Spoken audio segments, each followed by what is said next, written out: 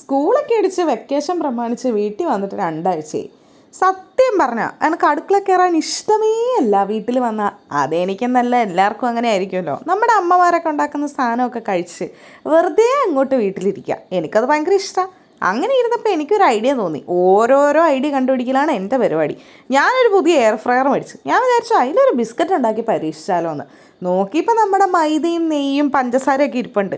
ഇപ്പം ഞാനതെല്ലാം കൂടെ മിക്സ് ചെയ്ത് കുറച്ച് പാലും കൂടെ വെച്ച് നനച്ച് നമ്മുടെ ചപ്പാത്തി പരുവത്തിലൊക്കെ ആക്കി അങ്ങ് എടുത്ത്, എന്നിട്ട് നമ്മുടെ കയ്യിൽ വെച്ച് നമ്മുടെ കട്ട്ലേറ്റ് ആക്കുന്ന പോലെ ആക്കി.